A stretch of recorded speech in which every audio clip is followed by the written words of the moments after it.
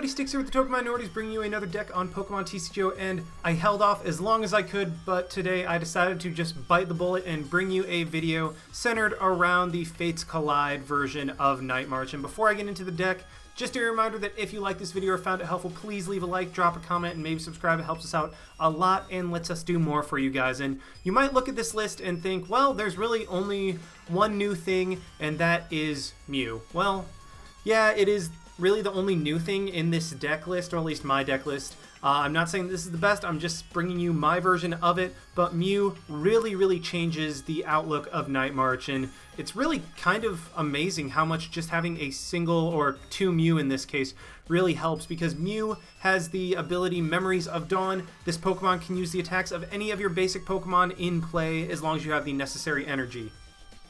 This is basically, at least in my opinion, a little bit of a better version of Mew EX from when Night March first hit prominence, because this Mew has Free Retreat, is a non-EX, and admittedly it does have a lot lower HP. I mean, it has 50, which is even less than Pumpkaboo, but just having another non-EX attacker in this deck really allows you to do some more stuff, because in a lot of cases, to knock out an EX, you would need, well, let's just say a typical EX has 180 HP. You would need 9 Night Marchers in the discard pile, which would leave you with only 3 to work with in the entire deck. Well, throwing in 2 Mew, all of a sudden you have 5 attackers to work with in order to knock out 180 HP Pokemon. So really, that just allows you so much more freedom and lets you be a little more reckless early on, to where you can have the ability to hit for a lot more damage a lot earlier. And especially because Mew is Psychic type, I mean, what else would it be? It gets to use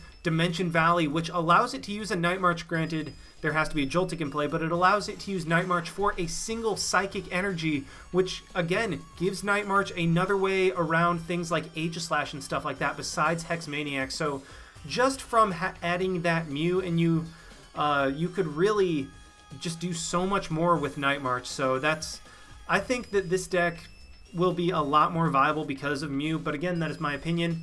We'll have to see how it works out when it is in the competitive scene. As for the Pokemon, we were running 2 Shaman. You have to be careful with Shaman because it is the only EX in this deck and can give up 2 prizes, so you have to be very careful with how you play it. Running a 4/4/4 of the Night Marchers because, I mean, that's the absolute max number of Night Marchers you want to run to get the most damage possible. I mean, you want to run, let me rephrase that, you want to run the absolute max number of Night Marchers for the most possible damage. Then we were running 2 Mew. You could definitely run 1, you could definitely run 3. I just like 2 because it doesn't take up a lot of space, but it still gives you that freedom to use it in conjunction with the Night Marchers. As for the items, we were running 3 Acrobike. Only 3 because that was the thing that had to go in order to be able to get another Mew in there. Running 4 Battle Compressor. This deck thrives on Battle Compressor. I mean, Battle Compressor is just amazing. It speeds things up. It gets Lampent in the discard pile. It gets other Night Marchers in the discard pile. So that's just a great thing to have in this deck. 4 Puzzle of Time to get back things like DCE, Startling Megaphone, Target Whistle. All of those. It's just a great card to have in this deck, especially when you rely on DCEs, which you can only run 4 of. Running 1 Startling Megaphone just to kind of get rid of like Garbodor tools, Fighting Fury Belts on Night Marchers, just everything. Startling Megaphone is very good in this deck. 1 Target Whistle to bring out Shamans and other Pokemon that you could potentially Lysander in. 1 Town Map to look at all your prizes, because you really want to be able to look at your prizes when you're running Night March. 4 Trainer's Mail to help with consistency. 4 Ultra Ball to get everything out. You could definitely run Level Ball, but the discard option of Ultra Ball is just so good in this deck that actually the option to discard with it makes Night March that much better. So Ultra Ball is just completely superior to anything else in this deck. 4 VS Seeker, just to reuse all of our supporters. 1 Hex Maniac to kind of shut down Greninja, shut down Item Lock, just all of those to where you're able to just keep your opponent from disrupting you, or even disrupt your opponent in an instance where you have enough and you just want to play a Hex Maniac to shut them down for the turn. 1 Lysander to bring some stuff out, has great synergy with Target Whistle, and you might notice that I'm not running any N in this deck. That is because, well, first off, that is my personal opinion. You can feel free to run it if you would like, but in my opinion, Sycamore is just completely superior because of the discard part, as well as the fact that Night March attacks so quickly that more often than not, you'll only be drawing 4 or 3 prize cards, well, 4 or 3 cards off of an N because it attacks so quickly to where Sycamore is just better in almost every situation. Running 1 teammates, just because, I mean, you have Night March, you have low HP Pokemon, they're going to get knocked out. Teammates lets you grab even like something as simple as 2 Puzzles of Time to recover a DCE and a Fighting Fury Belt or something like that. Teammates is just so great in this deck.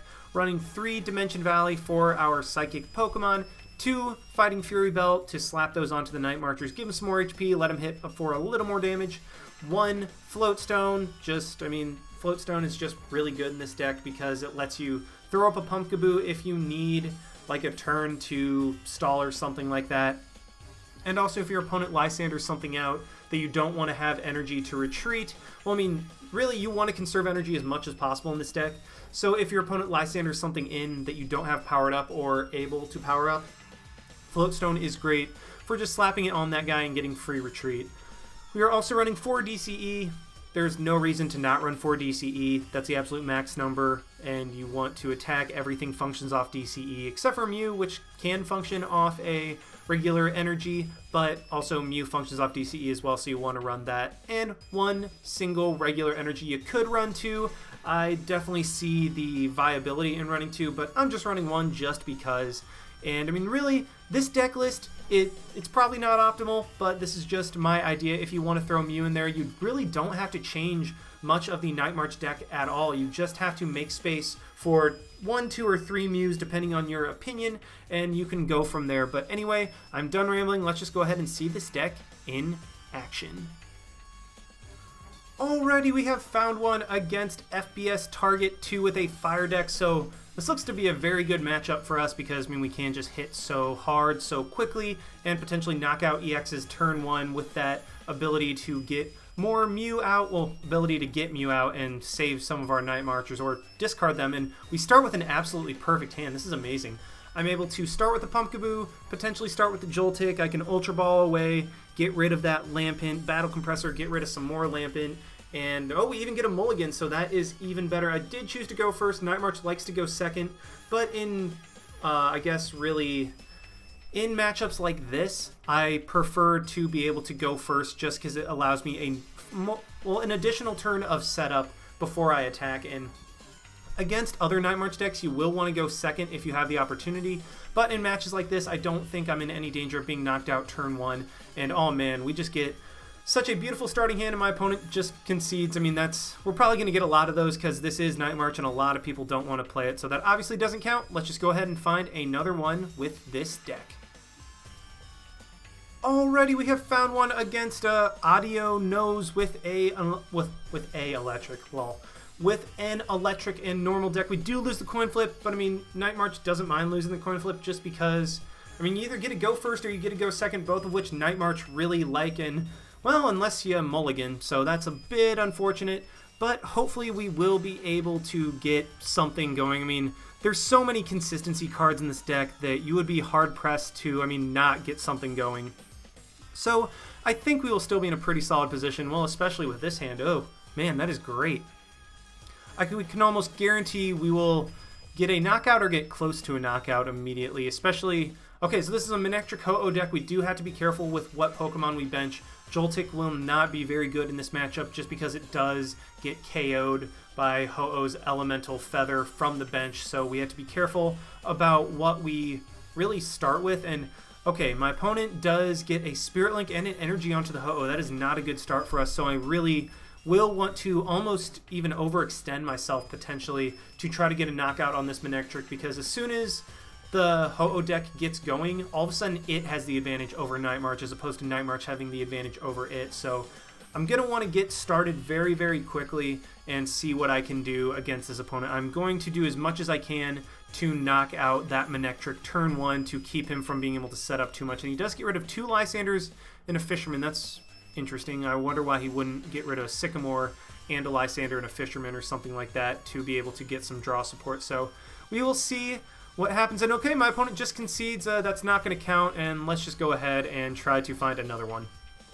So we are currently on the struggle bus in terms of finding a good match, and it looks like we will finally get one. It's a dark deck, so I'm assuming that it's pretty good against like Zaquina Borges or something like that. I probably completely butchered that, but we do lose the coin flip. You know what? Going second is actually pretty solid against the dark matchup. That way you can immediately get some stuff going. And okay, we start with a not very good hand. Well, it depends on what we draw. Like, I have enough outs in this deck to where I should be okay, but at the same time I also can potentially just lose. So we will see. I mean, Night March, especially when my opponent starts with double Evil Tall, I'll be able to take 2 prizes pretty much immediately and just be in a fantastic position. And okay, my opponent just forfeits. Looks like this deck doesn't count either. Alrighty.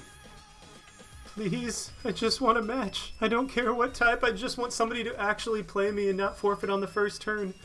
Well, maybe this one will do something.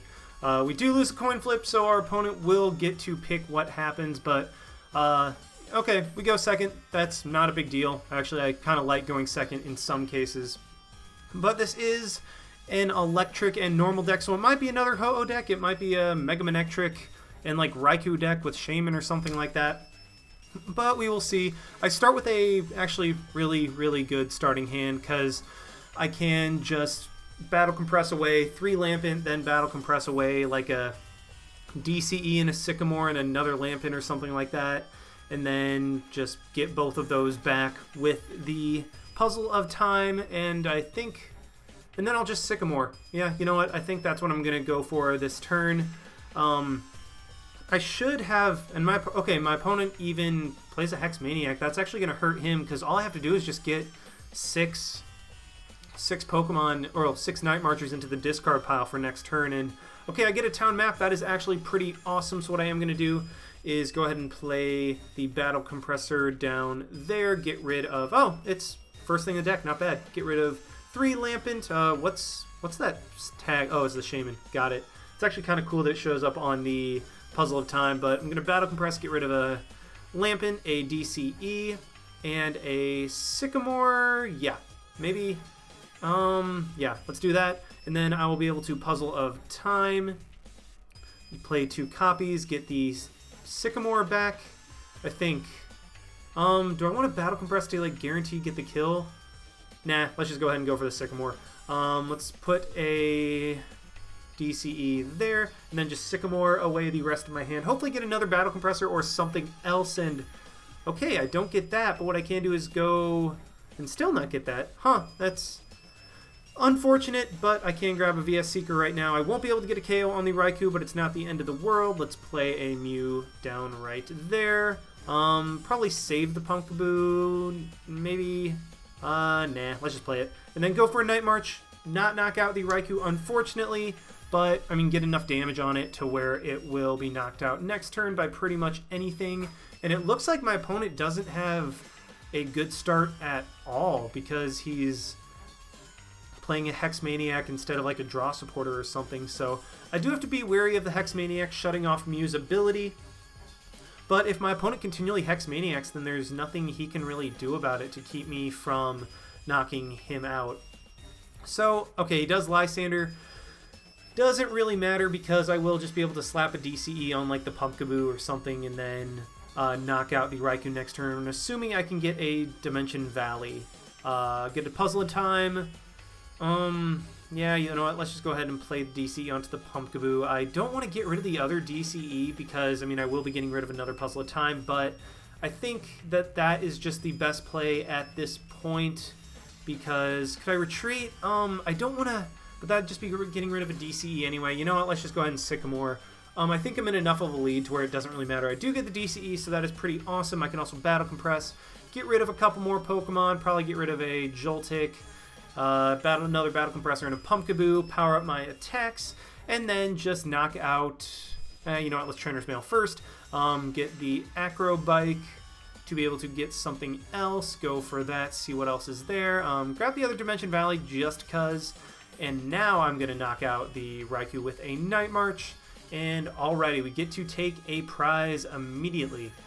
And okay, a Shaman is in there, a Target Whistle. You know, I'm just going to grab the Trainer's Mail for now, see what else I can get because I mean, worst case scenario, I just Ultra Ball, get rid of the Trainer's Mail and the Hex Maniac, play down the Dimension Valley, play down the other DCE, and I'm just in such a good position right now that I might even win next turn. I don't think there's anything my opponent can really do to be able to come back. I think I'm just in too good of a position at this point, although that Pikachu is so darn cute. I'm wondering what type of deck this is, because, I mean, it has Pikachu, it has Raikou. What's it going for? Huh. Okay, he's Ultra Balling, maybe grabbing a Shaman, I guess? Or he's grabbing a Joltik. Oh, okay. So I need to take that thing out ASAP, otherwise it will just start plowing through my team. Do I have a Lysander? I do not. I need to find... Okay, my opponent just Lysanders in the Mew. I mean, I have free retreat, so that's not going to do much. What I can immediately do, though, is Trainer's Mail, try to get a Lysander. None of those are Lysander, but that might be a Lysander. So we'll grab the Acrobike, see what we can get. Let's thin out the deck a little bit. Ultra Ball, get rid of the Hex Maniac and the Sycamore, because, I mean, I can grab a VS Seeker if I need. Grab a Joltik or a Mew? Let's grab a Mew. Why not? I mean, if I somehow can get rid of another Joltik, that'd be great. Play the DCE onto this Mew. Go ahead and retreat into the Joltik because it has the Fighting Fury belt on it. And then grab probably just this regular energy to be able to play on another Mew to power it up. Go for a Shaman. Hopefully get a Lysander to be able to bring up the Jolteon. And there we get it. Alright, so this is going to be interesting because I'm not going to be able to knock it out, unfortunately. But do I want to play the Ultra Ball, get a little more damage? I don't. It doesn't matter because I won't be able to knock it out this turn anyway. So let's just go ahead and Lysander it up and then go for a Night March. And then if we have to, we can do some other shenanigans. But I don't think it'll necessarily matter at this point because, I mean, unless he top deck DCE, I'm in a pretty good position. Or he top decks another Jolteon. So, I mean, my opponent is just in a horrible, horrible position, and there's nothing he can really do about it. He's just in super top deck mode. I'm just going to advance my position even further, knock out the Jolteon. Do I want to? You know, let's just go ahead and Ultra Ball, get rid of another Joltik to grab that Joltik, to where I could potentially Sycamore away my hand and knock out the other Jolteon later, although I am running pretty low on cards, so I don't think I want to do that.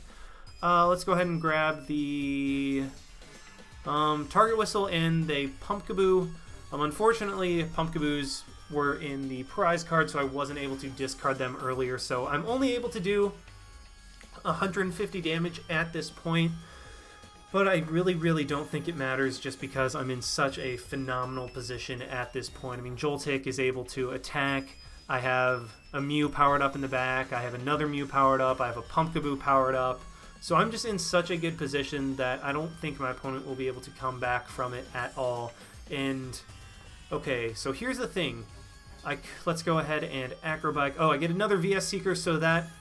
Okay, that makes me want to Lysander this turn, bring out the Jolteon, and even if he retreats into Pikachu next turn, I still have another VS Seeker for a Lysander to bring that Jolteon back out, and I want to get rid of these guys as soon as possible because even though my opponent has nothing, these guys are still huge threats to me, and could potentially, like, if they get set up, they could just prevent me from doing anything at all.